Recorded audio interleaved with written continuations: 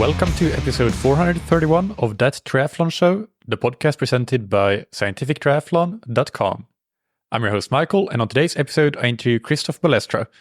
This is a fascinating conversation about Christophe's work behind the scenes in the triathlon world, with his most well-known product being obstri.com, the Obsessed Triathlete, which is or was a stats page complete with amateur and professional results from Ironman branded races. Sadly, it had to be shut down, and we will discuss the details of that story in the interview. But Christophe is also the man behind the PTO's own stats pages, which you will almost definitely be familiar with if you are into looking up start lists and results of professional long course races from the T100 series, from Ironman and Challenge, and other events that are eligible for points towards the PTO rankings. And he's also the man behind Fantasy Triathlon, which was originally hosted on Obstri, but is now hosted on The Daily Tri. So we have a lot of interesting stories to get into here in the world of triathlon, technology and stats, and I hope that you enjoy this conversation. But before we get into the interview, big thanks to our sponsors, Precision Fuel and Hydration. They create carbohydrate and electrolyte products that are effective, practical and tasty. Their gels contain 30 or 90 grams of carbohydrates, making it really easy to carry and to keep track of your fuel consumption. Their electrolytes come in different strengths, so you can match your sweat sodium content, which you can estimate for free on their website.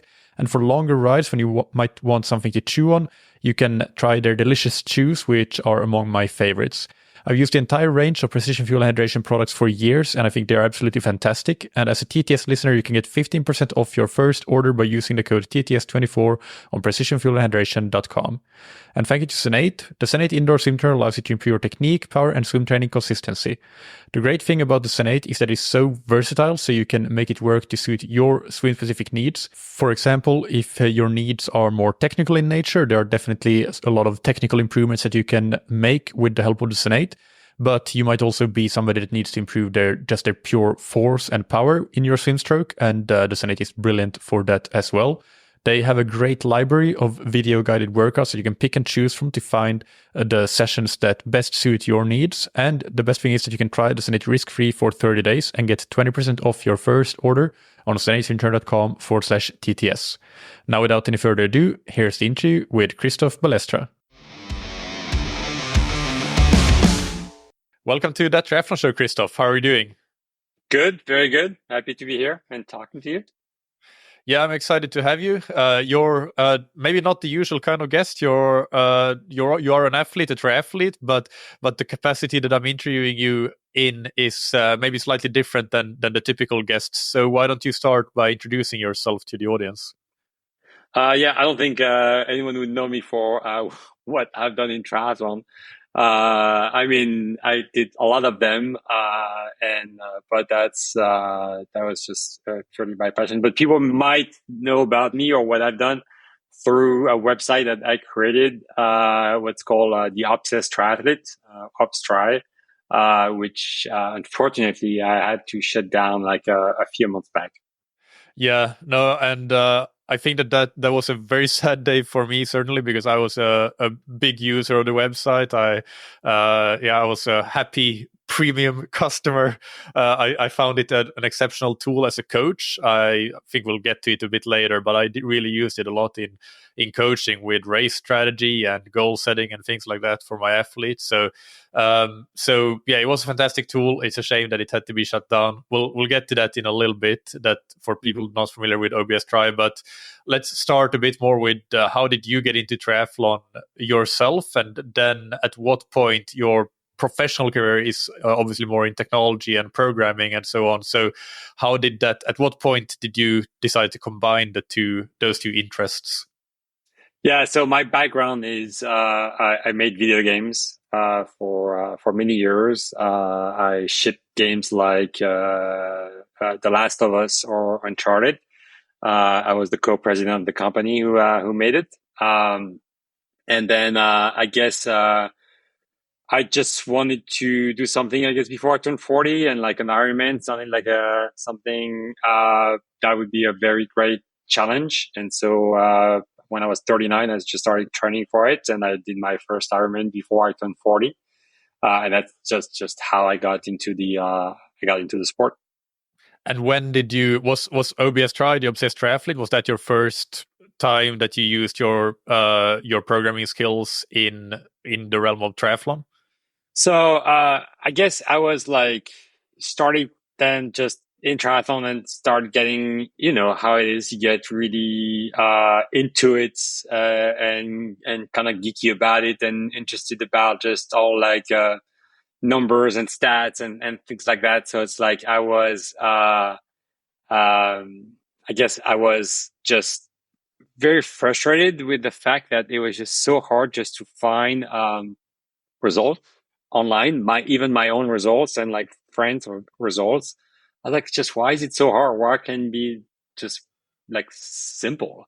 And I never made a website before. I just started to look at the data through the Ironman.com site, and like I figured I could get the data. And so I just wrote a script that would just kind of like go and fetch all the data that I left running overnight.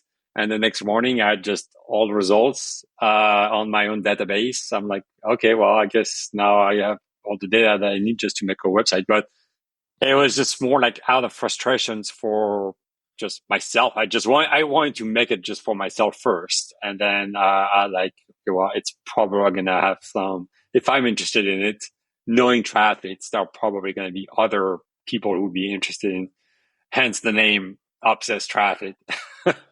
So that's how. Yeah, there's a lot of us for sure. Yeah. So can you, for those that may not be familiar with the Obsessed Triathlete, can you give the elevator pitch for what it was more than? Yeah, I mean, you said it gives the results, but can you explain in a little bit more detail what it was and what people used it for? Yeah, so I mean, there are like two versions of it, but like mainly the goal was just to get a database where people could search easily and quickly results from like themselves or anybody, their friends or competition. Um, and that's kind of like how it started, where you just type a name and you just get all the information about that athlete. And then it kind of evolved because I started doing this. Then I like, what would I want to see next? And then I played around with like some kind of rankings, just because there are no really rankings around like age groupers. So I had several iterations of this. Just tried to see that something that would make sense. I added like courses, so that you can see like just swim, bike and run courses, so that you can see if you want to sign up for a race, like I guess what you could expect. Then I added also like weather data, because I was like, okay, well, that's information that's interesting. So like historically, how has been the weather for that course? So I would just like fetch the weather data on the race day, and then just kind of like, and you have that just for the last X number of years of like races there. And then that was version 1, where I trying just to help people with their journey, I guess, into racing or participating into an Ironman, and just what kind of information would be useful to them. Also like course difficulties and that kind of stuff. Yeah, I think that the course difficulty and comparing courses, that was a really useful aspect. For example, you could very easily check what is the median finishing time for the swim leg, bike leg, run leg of a particular course compared to another. And then if you are generally around the median time, for example, you could actually check this with any percentile within your age group or within the general overall age group field. Then you could kind of compare what would be expected for another course, and that is something that I found super useful, as well as the weather data and lots of other things really. But I think that if you've only ever looked at your results through the Ironman tracker app or the Ironman website, then it's maybe a bit hard to imagine how results can be made so much better. But I think that you really managed to do it, and maybe for people to get a bit of an idea, and if they go and look at the PTO results page, at least you get a little bit of an idea of what, for a single race, that being able to sort by swim time, bike time, run time, and so on, all those small and simple functions, but you can't do them in the normal Ironman databases or Ironman results lists, and I think that with OBS that was possible, and there were so many great functionalities there. So that gives an overview for people that may not have used it, but of course a lot of listeners will know very well what it was. But anyway, what were the biggest challenges on the technology side when you put it together? You said that you could pretty easily find the data and write the script, but were there any challenges? The real challenge is just when you create something like this, is just to make it very user friendly. Because you could make it very clunky, easily. And so I spent a lot of time, just trying to make sure it was easy for people to access the data, and it was pretty, obvious how just to get to it. And there's all the data, and just making sure you serve it fast, so that people, when they search for something, it just it doesn't take seconds. I guess it's just almost instant. So there is just the technical aspect was was one thing, but I always think just technology is there to serve a goal, and the goal is more important than the technology, and just whatever the technology is, and it doesn't really matter. So it was more about just giving a good experience when just people were going to the site, and I got a lot of feedback where people were they liked the look of it, and how it was not overloaded, but still you can finding a lot of stuff, but it was kind of clean. And so I just take, I guess, some pride in this. Yeah. Do you have any, I'm sure you do. Do you have an estimate for the user numbers, whether it be monthly users or something like that? That's a very good question. So I have to look it up, but I think I had, I can't remember how many accounts I had at the end. I think I had around 8,000 people who created accounts. But that's also when I had the fantasy, and because I also the version 2 had the news and the fantasy and all that stuff. But users, what was interesting is I spent $0 in marketing. I didn't market it. I didn't try to promote it. And when triathletes would just find out about it, they'd be like, "Oh my God, this is great. How come I didn't know about it sooner?" So the numbers were okay, and they were pretty good, but I guess for me, but I think they could have been a lot bigger if somehow, or the word of mouth would have just worked better, or I would have just maybe spent some money just for people just to know about it. Yeah. And as we alluded to, you had to shut it down. So can you tell us about how that came about? What was the story behind that? Sure. So, okay. So that was the version 1. And then I worked on another project was called Motionasis, which is a bike fitting website where you can just have images of yourself or videos and calculate angles and bunch of stuff. I'm very geeky into the triathlon world, where you can even estimate your CDA and a bunch of stuff like this. So worked on that, and then I came back to Obstri, and I'm okay, well, let's just make version 2.0. And I added the news section in there that would just compile kind of all the news that you can find in triathlon. I'm let's assume someone doesn't have social media, and let's give them a chance just to be exposed to kind of the news for triathlon. And then I added also the fantasy and all that stuff. Also, in the meantime, I started just to get more into the Ironman stuff, and finding other ways just to get the data. And I also started to get the list of participants for races, so I could see who was signed up for a race. Yeah, so this is just to clarify. So this is before the race happened. Before the race happened, yes. Who would go? And, yeah. And since I had my own ranking system, I would just show the list of participants, sorted by their rank.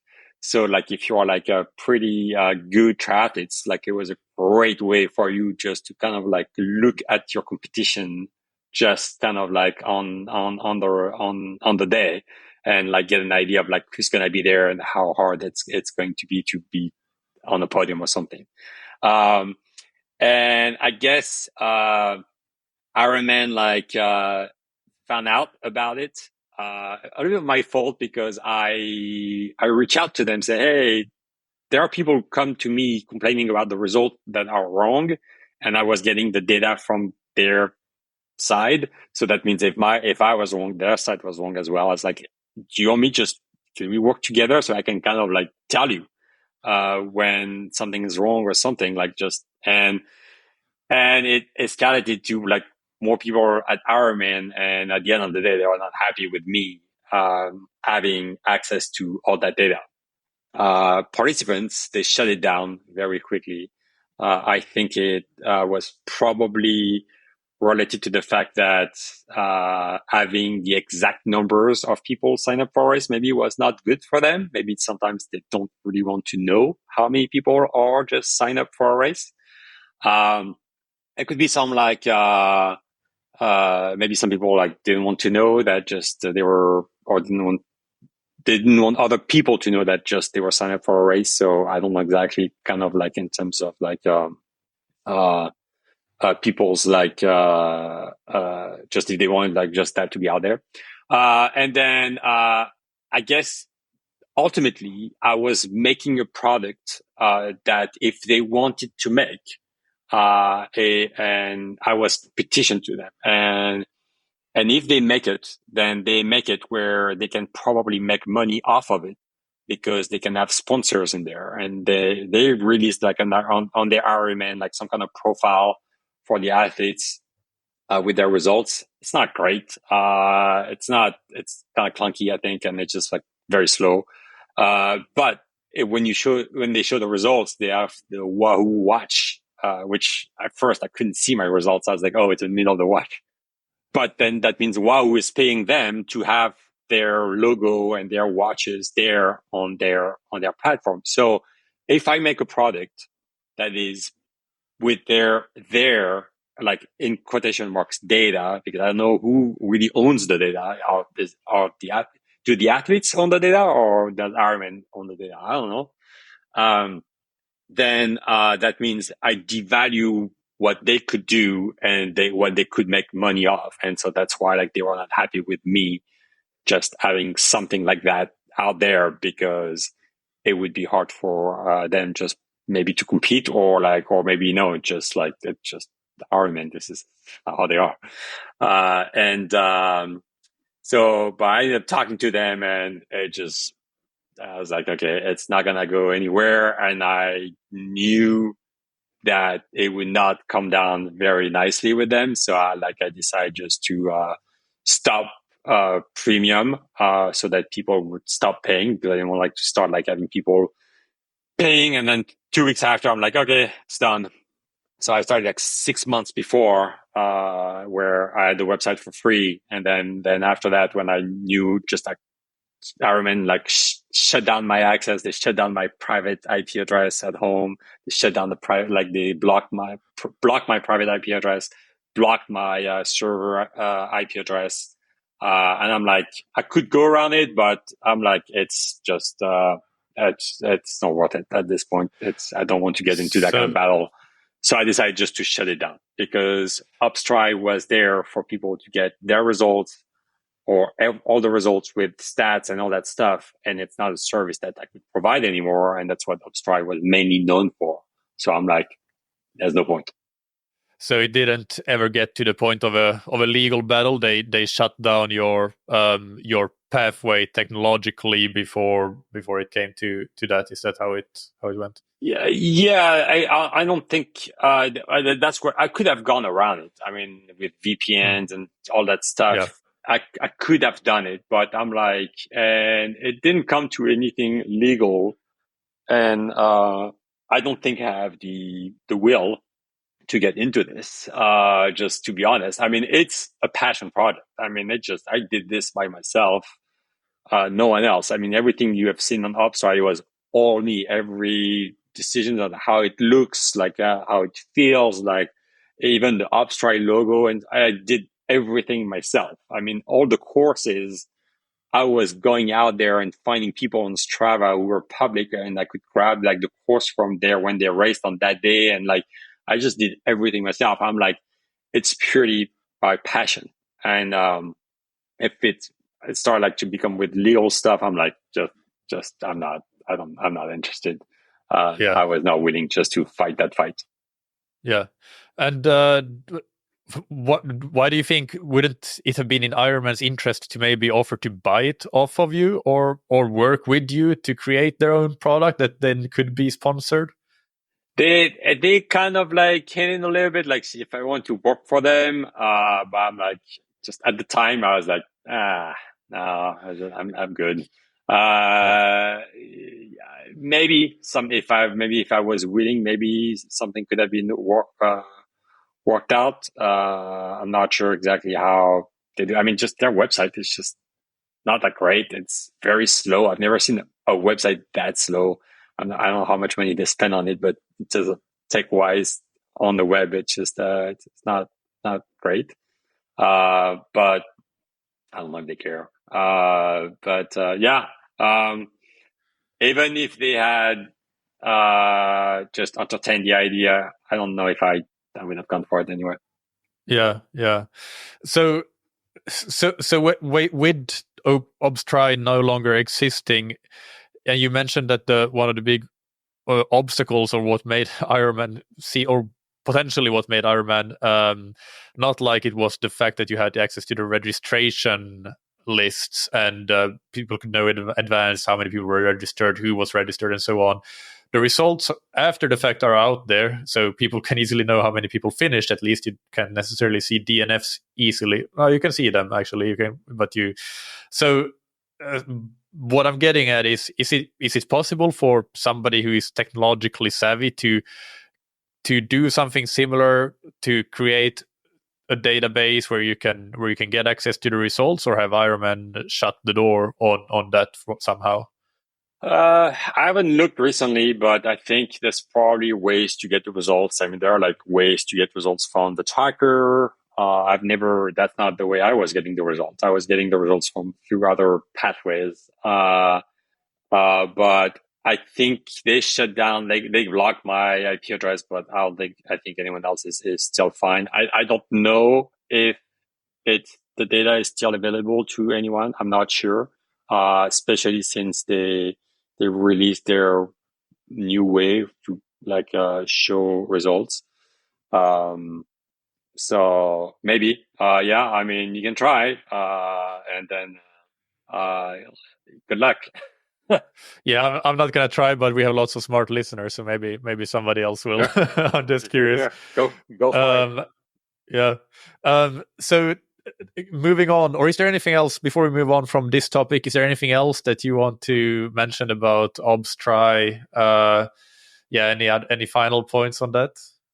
No, it was great. I mean, even I made you mentioned that you are like a premium member, and I did this originally just to pay for like the servers and maybe a little bit of my time and then and also like I'm like just I don't like to have everything free. I don't know if it's a good thing. Just even for our kids in the future, like they're gonna have to work, and if everybody is expecting everything to be free, like I don't know how that's gonna work. And it was interesting. I made a little bit of money, and like not nothing crazy. I think it was like around 30K, like over 3 or 4 years. But I was like, okay, that was fun. I didn't expect that. But no, I mean, again, great passion project. I learned a lot of stuff, and it made a lot of people happy also, and or just hopefully like it helped them just with their Ironman journey. So that's good. Very very proud of it.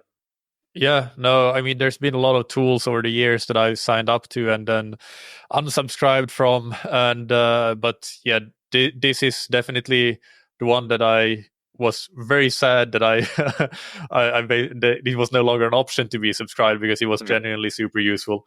So well earned that you that you also made some money. I'm glad to hear that in the process.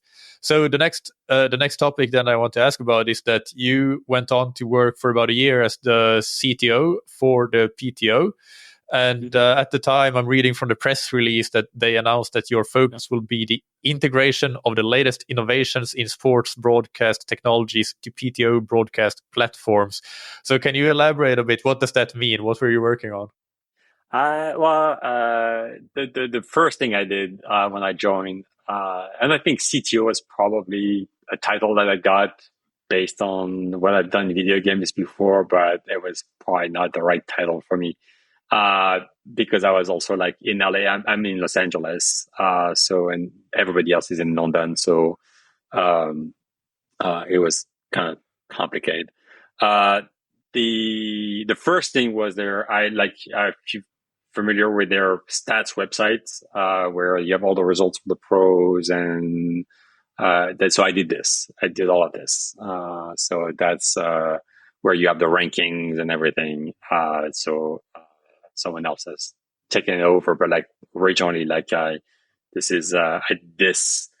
did some back-end stuff so that they can like manage all their athletes and all the results and all that stuff. And then just kind of also like start working on how we could show interesting data on the screen. And like how we could also track the data, like with devices and stuff like that. But I mean, that's kind of like how far it went for me. I decided to leave after a year because, again, I was just far, and it was not easy to work with the team. Being on a Zoom call every morning was just kind of depressing for me. I'm not a big fan of it. I mean, it's just like, and also like they started like doing a lot of stuff for the age groupers, and I was not really interested in this. I thought first it was for like the pros, and when I heard, oh, we're gonna start like having age group races, I'm like, okay, it's gonna take a lot of my time to do this, and it's not something that just I'm passionate about. So that's why I only stayed there for a year. Yeah. What do you think that in an ideal world, if the team was there in the LA and everything was rosy, and what would you want to do in an organization like PTO from a technology perspective? Would it be to work on that, broadcasting the data live on screen, things like heart rate, power, and so on, or is it something entirely different if you could have it your way? Sure. Well, I think, I mean, the way the PTO will be successful if its broadcast is successful. That's the only way. This is the only way they will make money. If one day they get like a big car brand or a bank or like luxury jewelry, watches, whatever, who want just to kind of like be the sponsor of their races. That's the way they will be making money. There's absolutely like zero other way. So I think for me, the focus would be just to how do you make the broadcast appealing to more than triathletes? Because if you only appeal to triathletes, then it's not going to work. So, like a lot of the sports that are being watched, if everybody who was watching like soccer was like a soccer player, like it wouldn't go that as far as it's going. So, I think getting real context for just what's going on in the race at all time would be my priority number one, especially when you watch a race where if you turn on the race halfway through, you can fairly quickly understand what's going on and where it's at, like you do in cycling. And I think they're just kind of like missing the mark on this. And I think they do have the data, but I think they are having a hard time taking that data and just to transcribe it on screen, just to make it where it makes sense. So, because we talked about just like heart rate and power and all that stuff, but that's not mainstream. It's like, No. if you tell someone who's kind of like, who likes sports, oh, the heart rate for that athlete is just like 160 and his power is like 350. What does it mean? It just means nothing to most people. And so it's like, how do you take some of those numbers and you normalize them, and then you kind of like get more like a scale or something, so that just people have a good understanding, an easy understanding of like maybe what's going on, and also like power versus weight. Like, just like, we don't know, like you have to tell that, you have to explain this. So I mean, I think I would streamline kind of like the numbers, actually focus on time gaps, positions, like they do in cycling. You rarely hear about power or live power, like just when you're watching cycling. And so I don't know why it would be interesting in triathlon if it's not in cycling. So I think that's where I would just try to, tech wise, now racing wise, that's another topic, but like tech wise, I think that's where I would just put my focus, and just to guarantee like information that's useful at all time on screen. Yeah, I think that makes a lot of sense, and even even with the data, sometimes that we do have like even more simple metrics like speed or pace running wise. There have been some races where like it's clearly taken from either an uphill, or the timing mat is a bit off, so it looks like an athlete is running at one split it's 320 and the next it's 420, and then you hear the commentators talk about them running 420 when they clearly are not. But if you are somebody who, let's say you're interested in distance running, and you happen to turn on the triathlon and you see these athletes running at 420, you'll just end up thinking that, oh gosh, these are really slow, like there's no point watching this is not a real sport, just because of the like, let's say the inaccuracies in the data, or the lack of context to the data. So it doesn't matter. I mean, okay, look at women's cycling. It's very interesting to watch. It's super entertaining, and they don't go as fast as the men, but who cares? Yeah, it's just it's always relative, right? Relative to just like the competition and like the dynamic. I think that's what people are interested in. So, yeah, I mean, actually, I also on Obstri, I don't know if you remember, if you saw it, but I also had a live tracker, where I made my own live tracker, where I made it like what I wanted to see. Like, and it was not about speed. It was more like about the gaps and the groups on the bike, and like just like if there was information about speed, it was relative to the next person or relative to just first place. So like to see if someone was catching up to first place, or if someone was catching up to the person in front of them. And I think that's more like the stuff like that would be interesting. Yeah, no, it's I agree. Like in cycling, they do a very good job with that. You have the breakaway, you have the time gap to the to maybe a group that is trying to bridge up to the breakaway, and then the time gap to the peloton, and you get very simple just time gaps, and that gives you the context of the race, and you can see if it's growing or going down easily at any point in the race. So yeah, no, that makes sense. Is, other than cycling, are there any other sports that you would say that do things well in a broadcast perspective that that could be useful for the PTO to model a bit or take inspiration from? Well, I think triathlon is its own sport, so like you're gonna have to customize whatever you do in triathlon. But I think cycling is probably the closest. Probably Formula One. I don't watch a lot of Formula One, but from like what I started like to look into for like graphics, and they have some interesting stats, and you always see kind of like, you can see what's going on in the race in Formula One at all time, and you can see like where everybody is at, just and kind of like what are the gaps. So I think that's also they're doing a good job there. Yeah, I mean, I think I'd say, yeah, I would say like cycling and Formula One are probably like the best to take inspirations of. Yeah, I think about Formula One, I also don't watch a lot, but from more from Drive to Survive, but also from what I've heard from other people watching, is that they seem to do a good job of telling the stories that go on a bit farther down the race. So driving a narrative not just about the leaders of the race and the people fighting for the podiums, but also people fighting for like the last point slots and things like that. So that's something that could be done.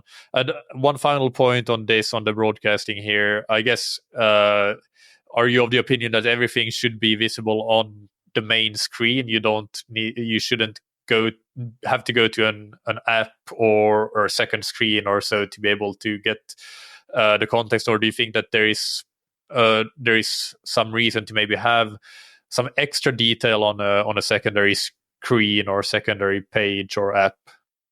Well, I think if you want to be mainstream, a second screen should not be necessary.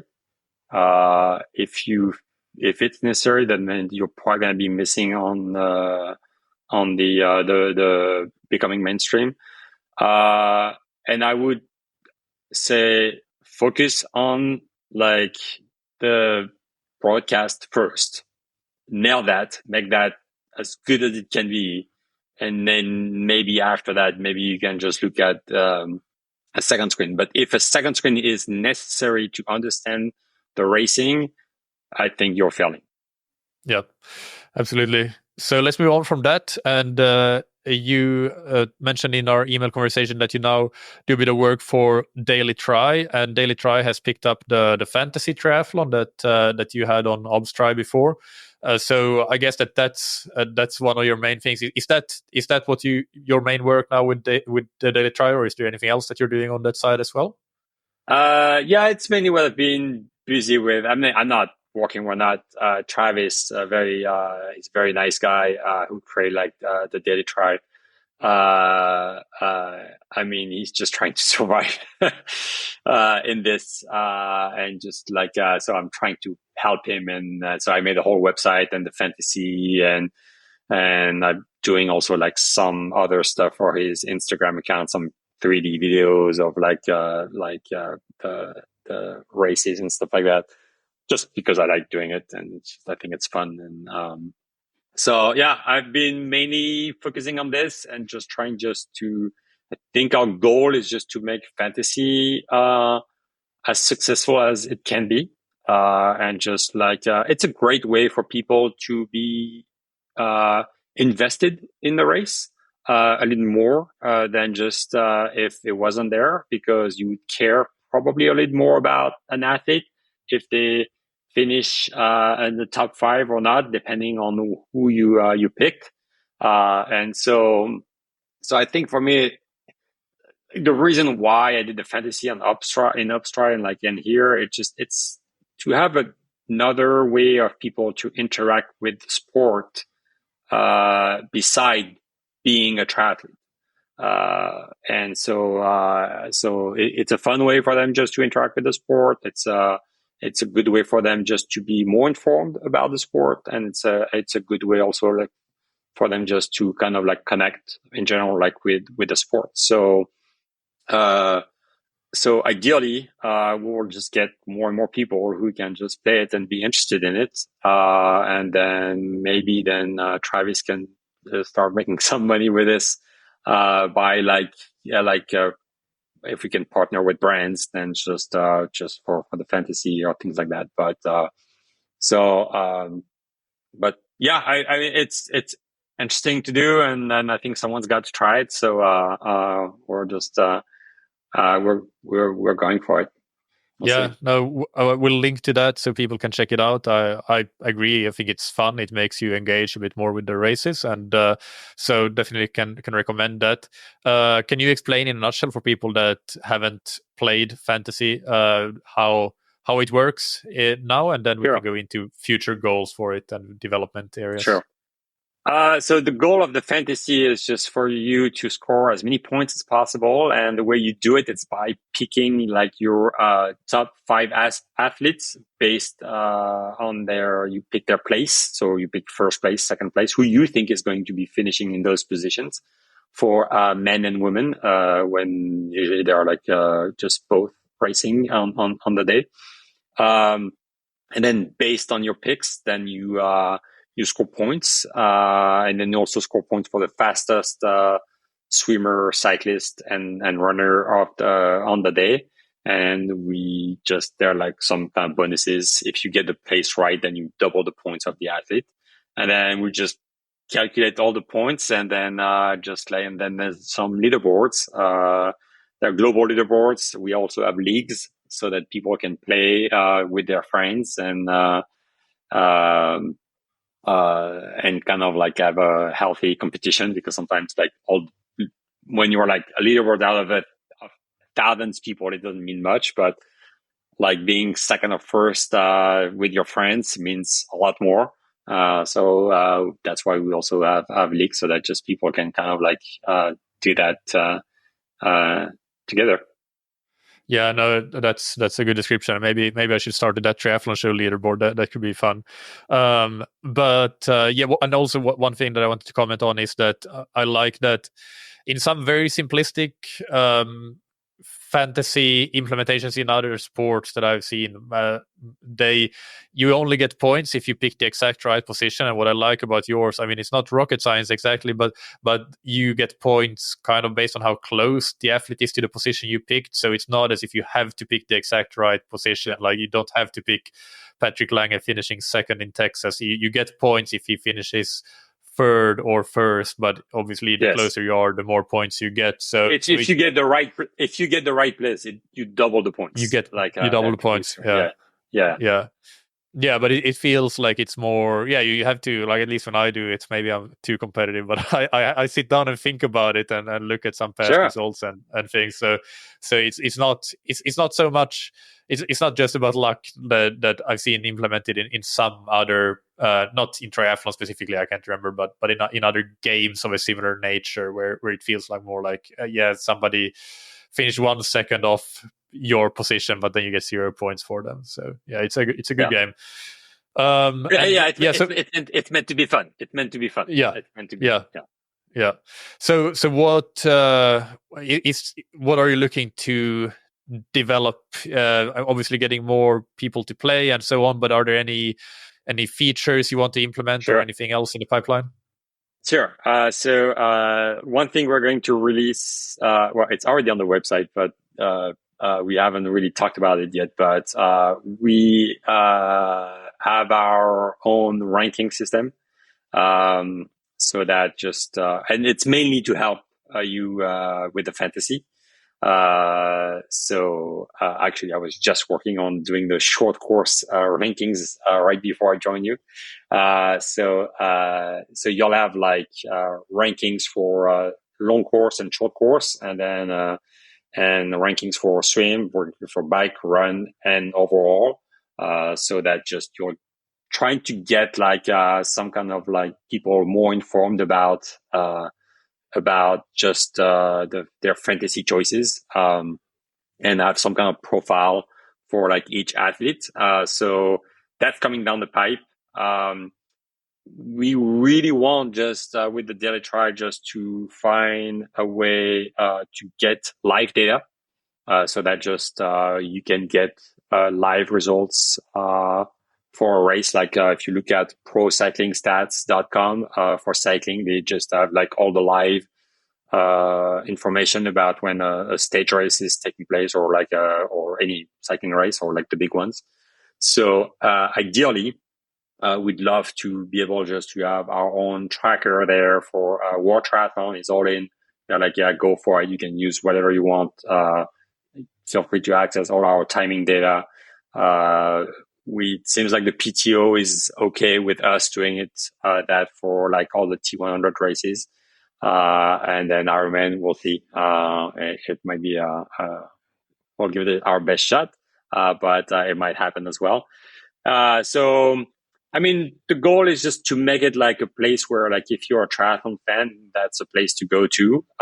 Like, you have the news and you have all the podcasts. Your podcast is in there as well. We just list all the podcasts, the triathlon podcasts, so you can see what are the latest podcasts. And kind of like if you're a triathlon fan and there's something that you want or looking for, you should be able to find it through our website. And that's kind of like the goal. So hopefully we'll be doing a good job at it, and just people will just enjoy just coming to the site, and yeah, that's the goal. So like the two main things are like the rankings and getting the live stuff just up and running soon. Right. Yeah, that's exciting. And then getting towards the end of the interview here, I have some general triathlon technology questions for you. So other than these things that we've been talking about, do you have any other interesting projects that you're either working on or thinking about maybe doing in the future that you can share? If you can't, then that's fine, obviously. Yeah, no, it's fine. It's nothing to hide. It's hard to answer that question because, like, for instance, I just talking about the rankings that I shipped yesterday on the Daily Try. I didn't know Monday I would be doing this. So it just happened to pop in my head, and I like, okay, let's do it. So, I just usually go with the flow. I don't have a master plan of like just where I want to go or what I want to do. So it depends on the moment, and so what I think is right, and I just follow my gut with this. And so no, it's not like just I don't want to answer. It's like I just don't know the answer myself. Right, yeah. And if you take your crystal ball and try to look at the next 1 to 10 years in terms of triathlon technology in general, so software, products and wearables, data analysis, AI, and so on, what do you think are the areas, the products, the services that, from a technology perspective, that you think will be big things in the next decade or so? Well, I think big thing. It's kind of like when I told you about Obstri. Like the hard part sometimes is just to make it user friendly, and more than the technology. So I think the biggest challenge is not going to be technology, but it's going to be more like how do you use technology to help the ultimate goal. And that is just to make triathlon just a bigger sport. So I don't know if there is anything that's gonna be that's gonna magically just make that happen, but it's just more like a sum of different things that are going just to help that. I mean, the sport itself is kind of weird in the sense of like there are like a lot of players between the PTO, Ironman, Challenge, or Triathlon. It's kind of very complicated and Super Tri. It's pretty complicated just to follow the sport. And I kind of feel like for me, I mean, technology is one thing, but like the sport also needs to find a way to be entertaining. And it's not at the moment. I think when you watch triathlon, it's not always entertaining, especially long course. And I kind of feel like something needs to change to be a good TV product because the bike is very boring. So for instance, like the technology with Race Ranger, I think on paper it's cool because there's less drafting, but like when you look at the broadcast, it's even more boring because if you have 20 meters between every athlete, then when you look at the camera is only going to be looking at one person at a time. most of the time, it doesn't make it exciting. And then, so I'm not really up for that 20-meter rule, because I think it breaks up completely, like just the like to create a real dynamic of a race. And then, it just, again, I'm talking about broadcast. I'm not talking about the purity of triathlon. And I think if you have a Taylor Neve that just goes ahead and no one's going to catch up, it's like, okay, why would you keep watching? It's just game over. So I feel like cycling to me, is such an exciting sport, but cycling in triathlon is such a boring sport, that something needs to change. And it has nothing to do with technology. And if you don't fix that, you can have all the technology in the world, but if it's not interesting to watch or not exciting, then forget about it. So, yeah, I mean, the only thing I've seen in triathlon that was exciting on the bike was sub 7, sub 8. That was like, for me, sub 7 on the bike. Like, I was like, oh, this is so cool. I'm not saying we should do this for a regular triathlon, but maybe there's something in between. Yeah, but I think I've been thinking along the same lines, that it would be really interesting to do draft legal long course triathlon, see how that would work out, and it could be more exciting, because I agree, it is very boring, like to sit through a bike leg of a long course race. And what about if I ask the same question, but from the perspective of like training and athletes trying to get faster, fitter, or improve their performance somehow? Do you have any thoughts on where there might be technological improvements coming in that sense? Yeah, if technology can tell you to take a break sometime, that would be great. Because I think we're like just always on as triathletes. And if technology can help you sometimes just to chill, that would be great, because I think we're always stimulated, and I don't know if it's healthy, because 12 months out of the year you're like stimulated just to train over and over again, and maybe technology can help us find a better balance. I think that might be healthier for the sport. Yeah, and a segue from that then is, if you can give 3 to 5 learnings from your own time as a triathlete, lessons or do's and don'ts, what would you say? What would your tips be? Or even if it's just applicable to yourself, but things that you've learned. Yeah, I guess looking back, I've done triathlon for 10 years. I did like 5 full Ironman and maybe 15 or so 70.3s.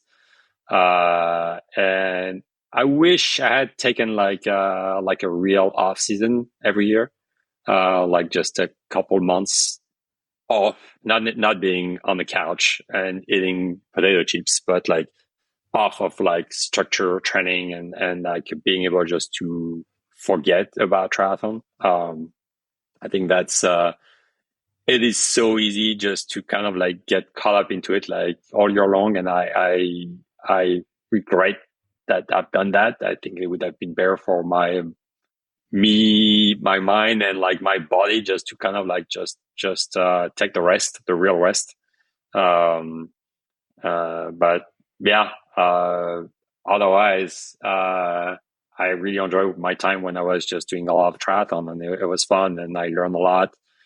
It's so easy just to geek out about stuff about bike, and I even had a website like for like bike positions and CDA because I was obsessed with this. So there's you can go as deep as you want in this sport, and that's also like it's very interesting. So yeah, I mean it's a great sport. It's an amazing sport. So just but don't be too hard on yourself, or give your time just to build up to it. And just don't try to become a machine like just immediately. Yeah. So are you still racing? Or do you have any racing plans for this year? No, I'm done. I did for 10 years. And then I could tell like my last races, which I DNF a couple, my mind was not into it anymore. I decided just, you know what? I did everything I wanted to do. I even broke 10 hours on an Ironman. I did 9:59, which I didn't think that would be, it would be ever possible for me, but I did it. So I was like very happy with it. So I'm like, that's it. I think I'm going to be mainly running now. Cause that's probably my favorite of the three sports. Yeah. No races. I hurt myself a little bit in my hip, with the running like usual. And also I'm not getting any younger. So, yeah. All right. Yeah, but that's very nice when you have had 10 years in the sport and you can say that you achieved more than you hoped for when you first got into the sport. Yeah. That's a very nice nice thing to look back on. So then the final question for this interview is to pick your Olympic podiums, men's and women's, and then I'll put it all in the spreadsheet with your answers and other guests. We have a few already, and we'll get quite a few more before the games. So who are your picks, Christophe? All right. So I think I'll go with, okay, well, I was born in France. So I mean, I moved to America like 22 years ago, but I'm French. So I'll go with, Leo Berger, for the gold medal. And I'd say Alex Yee and then probably Hauser, I would say. And then for the women, I have to go with, Catherine Beaugrand, and then Beth Porter, and I don't know, Caldwell or, maybe, yeah, probably I'd say Caldwell or, let me think. No, probably Lombardi. I'd say Lombardi. Yeah. So like Beaugrand, Potter, and Lombardi. Perfect. All right, I'll put that in a spreadsheet, and let's see how it goes. I'll probably be wrong. Every time when I play the fantasy, I'm the worst. So, well, you can pride yourself on putting it all together. So that's definitely something to be proud of. Well, thank you so much, Christophe. Do you have social media? Is there any place where people can follow you, or is it more about joining the fantasy? I'm sure people have better things to do than following me. All right. Oh no, don't waste your time with this. Our call to action will be to go and check out the fantasy and start playing. Sure. Yeah, that'd be great. Thank you very much, Christophe. It was great to chat to you. I hope to do it again another time. Bye-bye. All right, bye. I hope that you enjoyed that interview. Let me know what you think of this type of interview that is a bit different from my typical focus, which normally we have interviews more focused on improving your triathlon or endurance performance. And obviously this one was a bit different, more about the general triathlon world or a specific aspect within it. So I'm very keen to hear your feedback if you're welcoming these types of interviews, or if you would like me to stick to the more typical format, let's say, that I have with most interviews. As always, you can find the show notes for this episode on scientifictriathlon.com. And through the links there, you can find the Google Sheet where I have added the Olympic Podium picks that Christophe picked, and also all of the other guests that so far have submitted their picks for the Olympic Podiums. And then we can keep track of who has picked whom and see when it comes to the big day in Paris who is the closest. Of course, as we talked about, I also really encourage you to check out the Fantasy Triathlon on the Daily Tri. I submit my picks for almost all races now. I think it's just really fun. And as Christophe said, it just helps you have a bit more engagement into the races, so it makes it more fun to follow, whether it's just checking in on the tracker every once in a while or whether it's actually watching the race from start to finish. Now, as I mentioned in the last episode, if you have any questions for Dirk Friel, co-founder of Training Peaks, then please send them in. We now have a definitive date for the interview, which is quite soon. So the deadline for sending in listener questions for Dirk will be Sunday, the 12th of May. So just a couple of days after this interview goes out. So send in any questions that you may have, but that are relevant for this type of interview. So not customer support type questions. That's not the right forum for those questions. That would be the customer support team on trainingpeaks.com. But any questions that you think that for an interview would be relevant, send them to michael@scientifictriathlon.com. And I will ask as many listener questions as I can on the interview with Dirk Friel. And by the way, I misspoke in the last episode when I said that he's the CEO of Training Peaks. He is the co-founder, but not the CEO. So sorry for that mistake. I also have a bunch of other interviews and some solo episodes as well lined up after a few weeks now of not having released any episodes. So do hit that subscribe button to not miss a thing.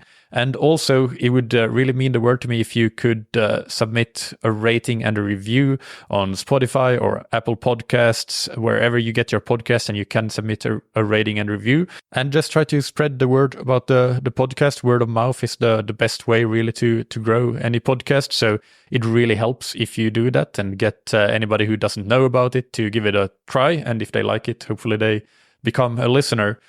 So really would appreciate that help with spreading the word about the podcast. I also want to talk a little bit about our coaching. You can find all of the info about the coaching on scientifictriathlon.com/coaching. And of course, you can email me directly if you have any questions. But I think that if you want to get the most out of your training, then coaching is without a doubt the way to go, because it allows your training to be fine-tuned based on the countless factors that should be considered for really finding the optimal training for any individual, or as close to optimal as we can anyway. And I've come to understand that for somebody who has never been coached, or at least haven't been coached in a really individualized and communication-based way, the way that we do things, it can be quite difficult to understand the difference that coaching can make. A lot of people conflate coaching with just getting a training plan or even a customized training plan, but that's not really what it is at all.